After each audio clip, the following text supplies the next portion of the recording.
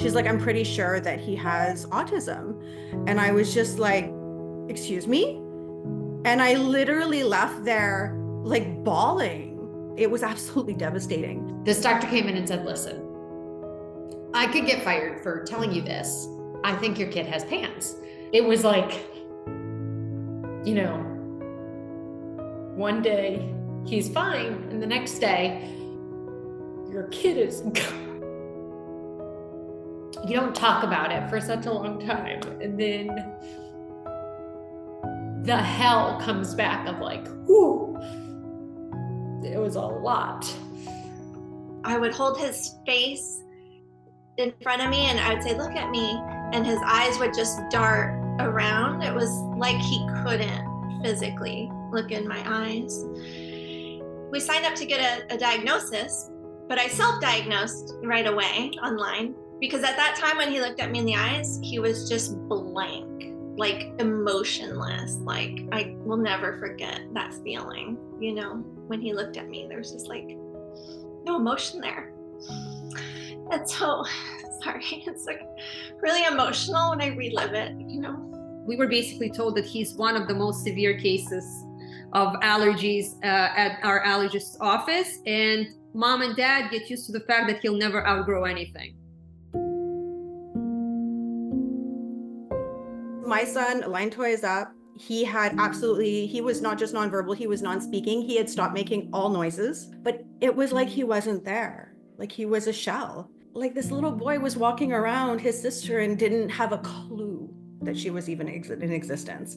So it was really hard. Honestly, it was really dark. It was awful to watch, and it took, oh my gosh, four nurses to come in to sedate him. And then the doctors came and they said, oh my gosh, I'm so sorry. We thought you were a crazy mom. You're not lying. You can't go back. Something is wrong with his brain. Life was very, very difficult. I remember being terrified to go to the grocery store because it was really embarrassing.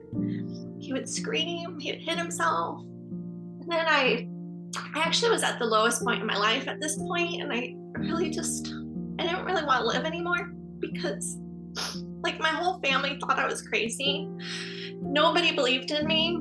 Nobody thought I could do anything to help him. I remember just really just wanting to die. The lowest of the lows would have to be when he was hospitalized for an asthma attack, and he had to spend 3 days in the hospital doing nebulizer treatments around the clock. Having to see your child struggling to breathe, or having to see your child literally the light, the life in their eyes go down, because there's an allergic reaction that's literally shutting the body down. It's probably one of the most terrifying experiences that a parent can ever witness. I remember getting the phone call I've had communication therapy finally. And I was just like, I had completely forgotten about it at this point. Even though it was so catalytic, I completely forgot about it. And then she's like, oh, we have a spot for you now. And I said, you know what? My son is actually speaking in full sentences, and you can give my spot to somebody else. And the girl on the other line was just like, she's like, I've never taken a phone call like this. His asthma is in remission and his lung function is normal. And for me, that was a huge win. He's medication free, and I don't have to be as anxious about every single cold that he goes through. We don't hear those wheezy coughs. And seeing him thrive now and gaining like 15 pounds in less than a year, growing like 5 inches is a huge win.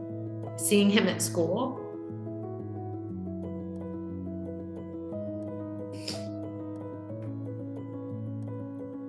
I feel so grateful that we're on the other side, because for so long it was like, we're not going to get here. There's no way in hell.